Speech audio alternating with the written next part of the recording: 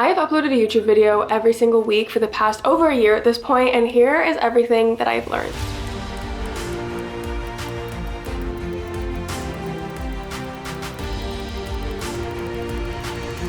Hello everybody, welcome back to my YouTube channel. My name is Spen, and if you're new here, I'm here for the fitness, the vlogs, and the vibes. And if you're not new here, then welcome back.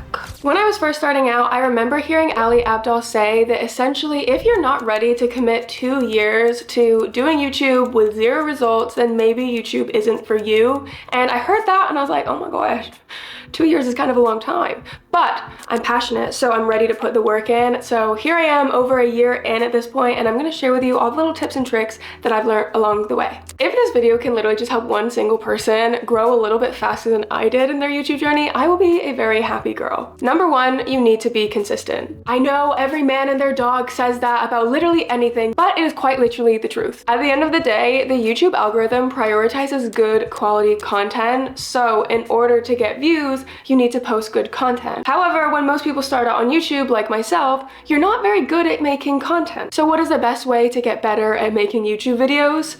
To make YouTube videos. Now, I'm not saying go ahead and post absolute trash content. That is not what I'm saying. Please do not quote me on that. But in reality, your channel will benefit a lot more from 10 videos that are probably like a 5 or a 6 out of 10 in terms of quality than one video that's like a 7 or an 8. Unlike most things in life, YouTube is a game of quantity over quality because the quality can come later. Number 2, don't wait till you're motivated to start filming. Trust me when I say motivation comes and goes, and when you're first starting your YouTube journey, you might be like, yes, every day, film, but there will become a point where you eventually are like, I don't really feel like it anymore. And that's where the consistency really needs to come in. One thing I always say to people, I'm somebody that really likes routine. That really just helped me keep in line, so I wasn't just waiting for motivation to run around.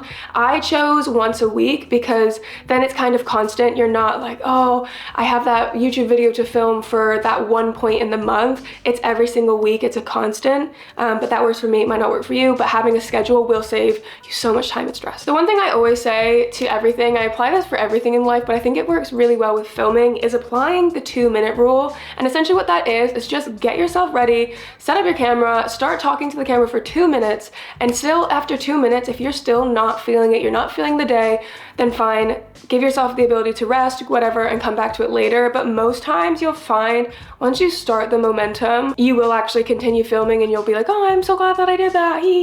But it's really important to just like get it, like just start and try, and then knowing that if you really aren't feeling it, you give yourself the ability to stop. I don't know, helps me, just saying.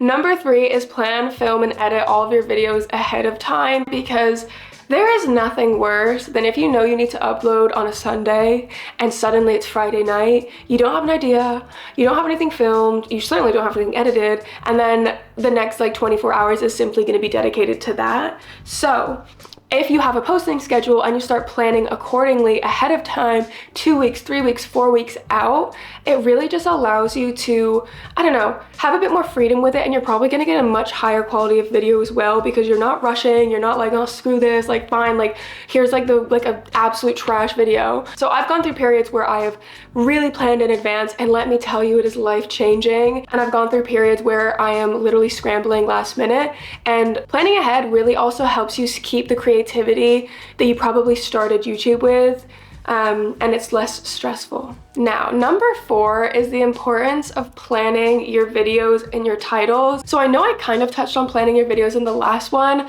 but this one, I mean, like actually, you don't have to have a full-blown script, but you should have a good idea of the key moments that you're wanting to capture for each and every video. So for me in the fitness world, what that could look like is instead of just having a weekly vlog where it's like I'm just vlogging my life, I could be saying tips that I use every day to hit my protein goal as a busy woman working 9 to 5. Now, obviously that is quite a long title, but you kind of get the idea in terms of the theme, so that every time when I'm filming and I pick up the camera, I know what the objective of that clip could be, and it's all to tie everything into like one blanket theme and umbrella. Am I great at doing this? I don't know, okay? But at least I know now what I should be doing. And that's the first step. Now, once you're planning your video, I also think it is so important in that process to plan out what your title is going to be for the video, because I heard somebody say this, I don't actually know who it was, and it really just made things click for me. So I hope this makes things just like click for you guys too. And it's essentially where When you click on a video, you subconsciously have an idea of what the video is going to be about. Obviously, you've read the title. So if in the first 30 seconds to a minute, you haven't proved to your audience that the title is valid and that is actually what you're going to be talking about, it's really difficult for them to want to keep watching because they subconsciously will feel like they've been lied to. So if in this video, I had the title be, I uploaded on YouTube every week for a year, here are the things that I learned. If within the first 30 seconds to a minute, I haven't kind of proved either with the visuals or what I'm saying that I've uploaded every week for a year on YouTube and showing you some things that I learned, you're probably gonna be like, yeah, you're a liar, I'm clicking off, I'm not interested. So what I'm saying this in terms of the planning is it's important to know what you need to prove in terms of your title before you actually film so you can plan it all in. Kind of long-winded, but y'all get the gist. Now that leads me on to the next one, which I've become increasingly passionate about, which is spending time on your thumbnails. Now, when I first started YouTube, I was in a little bit of a delusional world where I was like, of course people would want to click on my video and watch it. But then I had to sit down and be like, realistically, they don't know me. Why on earth would they sit down to watch a video with an absolute trash thumbnail? I know you might be thinking, yeah, duh. I didn't realize, okay? It's not that I didn't realize, I just was like, no, I don't have time, like it'll be okay. But at the end of the day, you need to make time to make your thumbnail really good. Because at the end of the day, you could have the most beautiful, well thought out, well executed video, but if you have a trash thumbnail, nobody is going to watch that video that you spent hours editing. So instead of spending, say, like 5 hours editing a video, spend like 2 hours editing the thumbnail, and that way you can actually get people to click in and start seeing your content. Not only does that help you kind of conceptualize what the video will look like at the beginning, but it also makes sure that you know what photos and stills you need to capture while you're filming, especially if it's a vlog where you don't want to be screenshotting from the video trying to get like the perfect still because it'll come out blurry, stressful, it's just not what you need. But if you know like, okay, my thumbnail is going to be, say it's like a week of workouts, I know I need to get a good photo of me doing like a lat pull down, me doing a deadlift, me just like flexing my super jacked muscles. All of those things, you can, if you plan in advance, you'll know, it'll just make your life easier, essentially. All of these tips will make your life easier. That's all I'm trying to say. You're welcome. Kind of similar to the last one, number 6 is the importance of the first 30 seconds to a minute of your video. I've kind of already touched on this before, but this really was drilled home to me in a video I watched a few months ago, and I was like, damn, I've just been taking ages for people to understand what my video is about. I wasn't doing any sort of like recap at the beginning of some like fun moments. I wasn't really telling them what the video was about. I was just saying like, hey guys, my name's Spencer, what's up? And then wondering why people didn't want to click. So if you post YouTube videos or if you're about to start, you'll soon find out this, but most videos have a bit of a drop-off point at the 30-second mark in the YouTube analytics where most people will end up clicking off your video. That's fine, it's normal. The biggest creators have it, the smallest creators have it. The key is trying to reduce the amount of people that are dropping off at that 30-second mark. So the best way to do that is really spend time on the first 30 seconds to 60 seconds of your video, because the chances are if somebody's still watching 5 minutes in to a 10-minute video, they're locked in. They probably grabbed a drink, probably grabbed some chips, like they're ready to watch whatever you're showing them. So putting all of your editing magic into the last 30 seconds is probably the worst use of time you can have, because the amount of people seeing that is very, very small, especially if you've not put it into the first 30 seconds. And that comes again around to the idea that you need to plan this. So make sure you have things filmed that are engaging and exciting, that will actually make people be like, yes, let me continue watching past this 30 seconds. And that again is where you start to confirm what the title says. The content of your video should confirm your title and your thumbnail so that people don't feel like they're being clickbaited. They can trust you, especially if your video's on something that's, I don't know, of course, I think it depends on your content and what you do, but these are kind of general rules of thumb that I think have really just helped clear things up for me and make the whole creating process a lot easier and a lot more fun. Okay, don't go anywhere. I've just got 2 more, and these 2 I think are also really important. So the next one, number 7, is you do not need fancy equipment to get a high quality video especially nowadays. We live in a world where iPhones are literally some of the best cameras you can get for a decent price. And I'll be honest, a lot of my content is shot on an iPhone, especially my vlog content, anything in the gym, just because I can't figure out how to use my camera settings. I'm using a camera right now. I'm using the Sony ZV-1, which I got ages ago. I don't really know how to work the settings. If I'm honest, that could be a me problem. Camera experts, honestly, please hit me up. Like, I just cannot figure out the lighting for the life of me. That's another thing. But anyways, back to the video.